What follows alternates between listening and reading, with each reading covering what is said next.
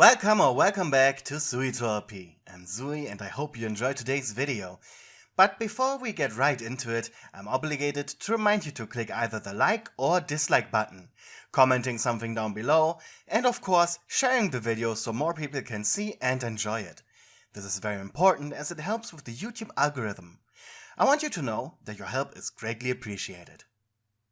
If you have any suggestions or ideas for a story, my Discord link is in my link tree that is down in the description, as well as my Patreon and Ko-fi for any donations you may want to send my way. Every cent counts. Anyways, I hope you enjoyed today's video.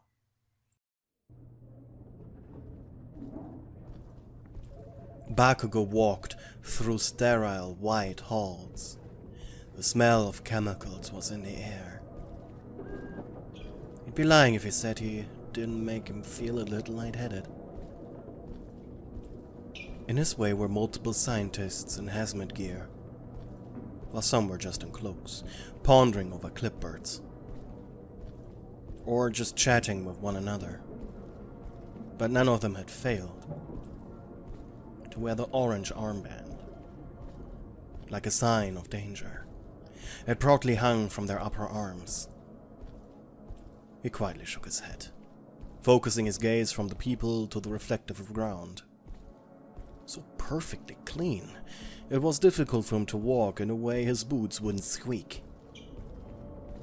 He was on his way to you, and you were somewhere deep in the facility, working on God knows what. Bakugou remembered back at UA.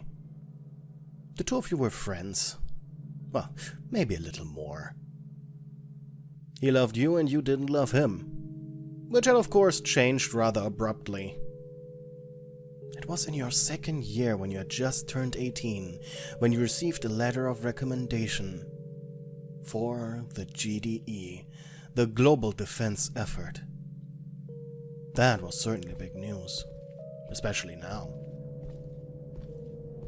Bakugou arrived at a locked door, a guard stopping him in his tracks. The blonde looked him up and down. Standard issue task force gear. An orange uniform overall, covered in Kevlar heavy armor. Its head was entirely protected by a black masked helmet. Its bulletproof glass visor was one way, so Bakugou wasn't sure if the guy was even looking at him. On his hip was a holstered quirk suppressor gun. A disgusting little tool of war used by this organization. The poison darts this gun fired had diamond tips and could practically pierce any quirk-based armor. Their nasty side effect reversed a quirk user's natural defense against their own ability. If Bakugou would be hit by this, he'd blow up himself and probably large chunks of the building. Just looking at it made him sweat. The guard patted him down, haphazardly almost, before leaning against the door casually. "Visiting the missus, Mr. Bakugou?" asked the guard in broken Japanese. As per usual for the GDE, most of the guards were Germans. Bakugou's eyes furrowed. Did he know this guy? He shrugged, trying to stay calm. He simply answered, "Isn't that obvious? What else would I be doing here?" The guard nodded slowly. Did he not believe him? If Bakugou would have been met with such disrespect in high school, he would have beaten the crap out of this guy. Dartagon be damned. The guard looked him up and down one more time. "Your woman is in the subject sector 5.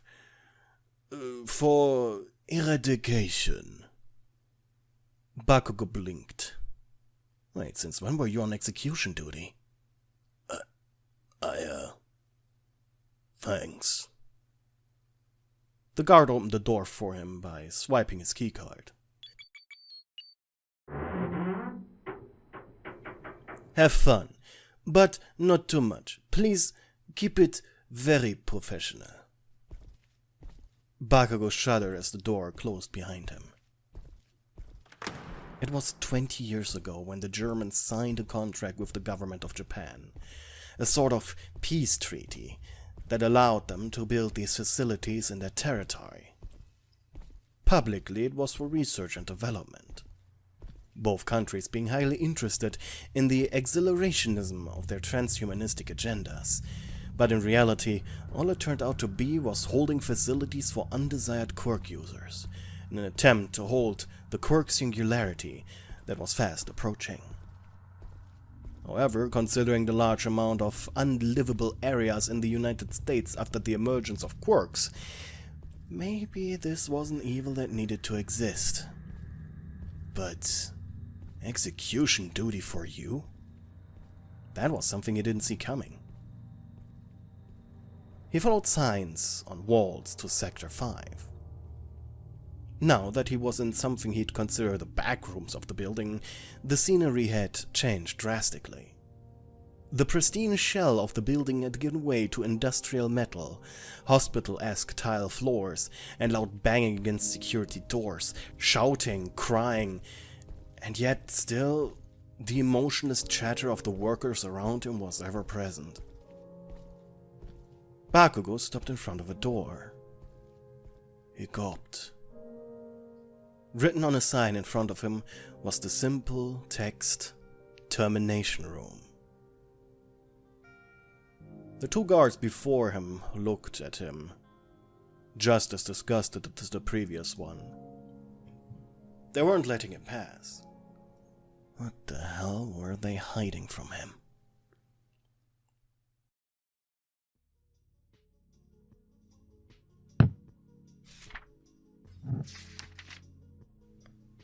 Meanwhile, you were sipping on a cup of coffee inside the termination room. You were going through files. Today was a special day. Usually, the termination room was used to fire Class 7 employees. A Class 7 was essentially a human guinea pig, scraped straight from death row. Obviously, no one cared about these people, as long as their life ended with a flat line before old age would do the trick. Everyone was happy. Well, of course, except for the unfortunate Class 7s. However, today you had been tasked with the termination of a test subject rather than an employee. GDE Subject 8788. Like most GDE subjects, the man's quirk was a danger to society in general, be they hero or villain. And sadly though, for the subject, he was uncooperative, and had game-ended many people, both researchers and guards. He was a dangerous reality warper, and the Class 1 Council had decided to terminate him. Dealing with reality warpers was dangerous. His quirk, Gauss, allowed the man to reverse engineer magnetic fields on a large scale, either to make people float or to simply crush them. The man enjoyed torture with high-speed needles. It were men like him, the reason why you joined this organization. But it was also something else, something deeply hidden inside you. Quietly you entered the room with the prisoner. Reality anchors, cross-shaped machines emitting a reality warper suppression hum, were fully operational. The man was right now at your mercy. Baroness, we will be going live in 10, 9, 8... Your co-worker continued over the speaker. Ah, yes. Baroness. That's what they called you. You were the favorite executioner of the GDE in Japan. Only rivaled by people such as Lady Seraph of Germany, the wife of Saint Otto Ludwig Apocalypse the Holy Blade himself. It was quite an honor. You even had a modified lab coat that was a little bit more unconventional, looked a bit more edgy, tattered, but it looked absolutely beautiful to you. As the lights flooded the room, you spread out your arms. GTA executions were broadcast all over the world, for the enjoyment of patriots seeing what they considered a dangerous criminal die. Patriots seeing what they considered a dangerous criminal to be game-ended. Religious zealots who desired to see the unaliving of a heretic. Heroes who were incredibly glad they didn't have to deal with a monster like him. And of course sickos who got a kick out of it. You began your show as you always did, introducing yourself, followed by a list of people who were harmed by the subject, his sins, his crimes. And finally you ended it with a description of his quirk. 8788 looked at you hungrily the entire time. If he was just a little stronger, he could tear those restraints off of him and choke the life out of you. Violently he thrashed, which the viewers enjoyed. His mouth was sewn shut to not interrupt this stupid video. Your stupid speech, your stupid prayers. Determined to get one last taste of flesh, he felt the heavy leather cut into his wrists. If it wasn't for those terrible crosses, oh, what he would do to you. He would collapse the entire building on top of you after defiling you in front of the entire audience. You turned to face him with an evil grin. The Baroness truly enjoyed this. And seeing it filled the man with so much fear, hate, and anger. He just simply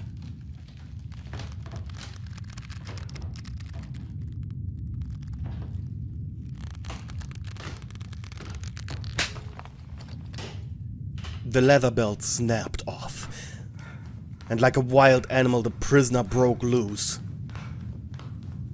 Without hesitation, he threw himself on top of you. For a moment he wondered why no one burst through that door with a gun or something. Well, maybe, just maybe, they wanted the show to be extra special today.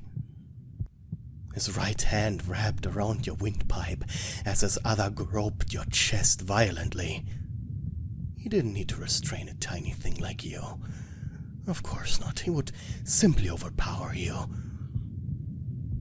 But he still was hoping you'd punch him just hard enough so he could beat your face into mush. But it was then that he realized something. Something was wrong. He could no longer feel his legs. And seconds later, his heavy, lifeless body slammed into you as you giggled to yourself. Finally, a guard entered, helping you out from under the now torn to shreds corpse of 8788. Your white scientist gown covered in his gore, you stood before the cameras. It took you all your determination not to start coughing and vomiting. Such a wild beast! You raised both arms. May their soul be forever burning in the devil's embrace. Amen. As the lights turned off, you immediately started hurling your lunch on the floor, coughing in pain. Your throat hurt. Everything hurt. This disgusting creature. His smell. So revolting. You couldn't believe that he almost tore off your clothes. What kind of executioner were you? Letting this man have a quick death. Disgusting. Your scientist co-worker entered the chamber now, after the remains were dealt with. It's okay, Baroness. We got everything handled. You were brilliant. He died too quick. You coughed. as you spit at the man's remains that were being carted outside. Get this piece of shit out of my sight! Your quirk was called Death Scythe. The name had been given by the GDE to be more symbolic. Originally it was called Windmill. A quirk that started off quite tame. It allowed you to command air. And if you had remained a regular hero, you may have never been able to do as much as a hard punch with a simple gust of wind. They trained you to harness your true potential of your ability. Cutting, slicing, breaking, even asphyxiation was now part of your kit. In fact, it was so powerful, you yourself didn't doubt that if it wasn't for you being employed here, you'd be in one of those cells yourself. Lady Baroness, next time maybe less theatrics? A simple bullet would have sufficed. You scoffed at the idea. There is a reason so many people look forward to Termination Day at our facility. That's me. I was hired for this. Besides,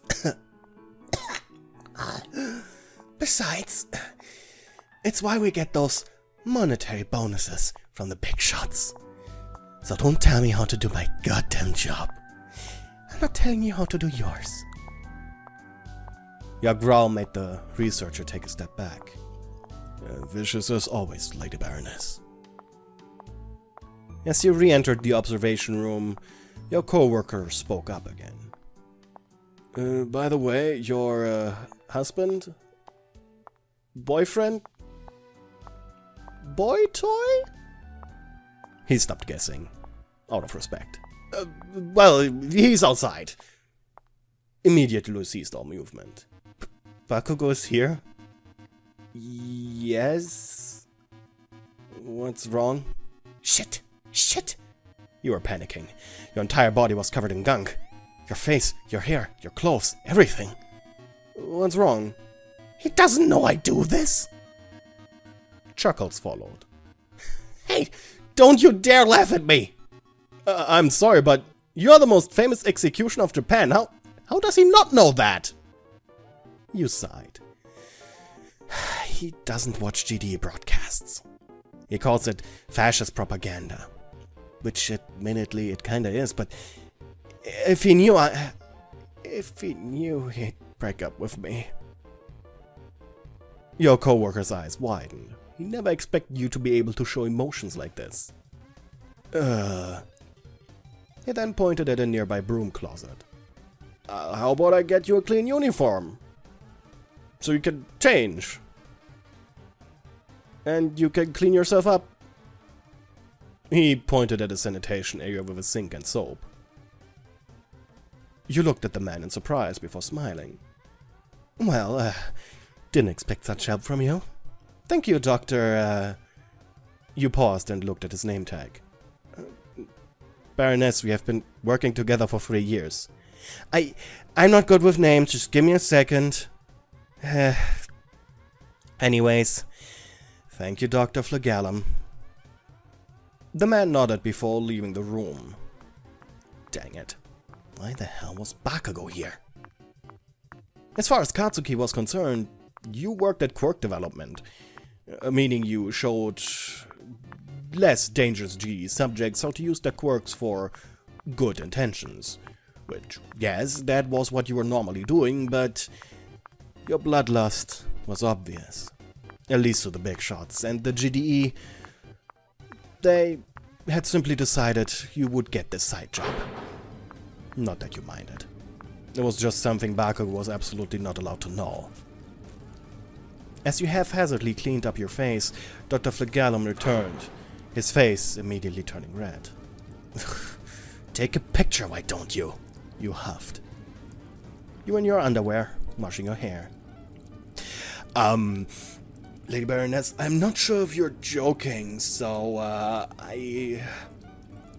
The look you gave him was answer enough. He gently placed the replacement lab coat on the nearby desk. Well, I'll better get going then. Uh-huh. Soon you were alone. You did your best at making yourself presentable. Probably the worst thing was your inability of reapplying your makeup, so you simply washed it away. You stretched before putting on the new lab coat and pants. After one last stretch to pop your back, and putting on your best fake smile, you left through the containment room to the outside. A Bakugou was waiting for you. "Katsuki," you said softly. "Ah, there you are. I was worried about you." "Why were you?" You approached him and took hold of his hand as you walked to a less oppressive sector for your conversation. I don't trust the Germans." You smirked. "Well, I do. Besides, they pay more than you make as number 3. Quietly you added, thanks to all those viewers. "Well, yeah, I guess, but, I think you work too much." The two of you walked past a group of heavily armed soldiers. After the man rounded a corner, he bit his lower lip. "Plus, that." You scoffed calmly. "It's fine. I feel safe here." His eyes wandered up to your damp hair. He could swear there was blood right under your scalp. "Well, you don't look safe."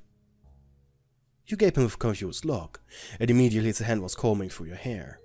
Hey! He looked down at his hand. If Bakugou was smarter, he'd be able to make out the discoloration of the dampness, but thankfully he didn't. You sighed. Normally I'd slap you for doing that. But you smiled. It's kinda cute watching you worry. It feels out of character for you. Bakugou angrily crossed his arms. "And what the hell does that mean?" You walked past the holding cell. Inside was a GDA subject that most likely wasn't older than 10. "Hey, eyes here," you said, trying to get Bakugou's attention away from the kid. "What's going on there?" You sighed. That's GD subject 0945, orange class supernatural quirk user. Don't look him in the eyes, it'll make you lose IQ points equal to your age in years every time you blink. Bakugou's face turned white as he immediately focused his gaze on your cleavage. You big baby. "Stop laughing. Ugh, this place gives me the creeps." Well, that reminds me. Why are you here to begin with? You stopped next to a coffee machine. "Oh my god, are you dynamite?" said a voice suddenly. It was one of your scientist co-workers. Without asking, he grabbed Bakugou's right hand and began shaking it vigorously. "Oh my god, I'm such a fan! I watched a broadcast of you saving that school bus from that gigantification quirk user at least 80 times. You're so cool! Can I have an autograph, please? For my daughter, of course." You giggled as you looked at your boyfriend's disgusted face. But he knew better to not upset anyone working for this organization, or else his next hero support gear may have unwanted issues. Sure. Bakugou ended up signing the man's tie with a marker, and after the fan left, he giggled like a little boy.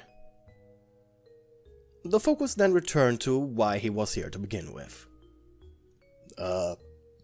I got tickets. You raised an eyebrow. Tickets? Bakugou blushed.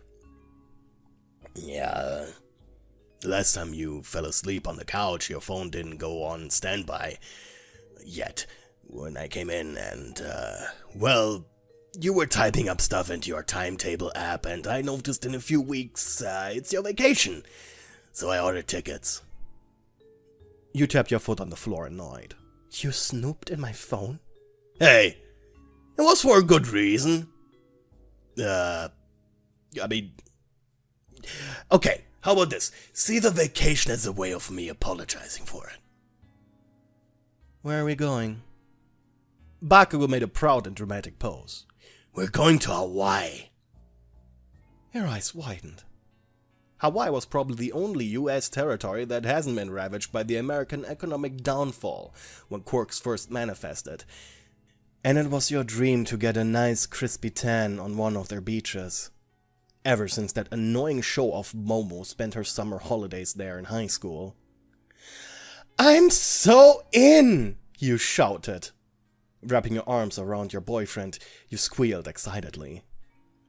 In fact, you squealed so loud a passing guard flinched, thinking you had just laid your eyes upon the next execution request. If Bakugou knew that your mere presence was making these war-hardened super soldiers nervous, he'd probably get jealous, and maybe even a bit worried again. Happily you pressed your lips onto your boyfriend's mouth. You hummed in enjoyment, and he in surprise, as he felt your tongue brush against his. This was the best feeling to Bakugou. Well, outside the bedroom, of course.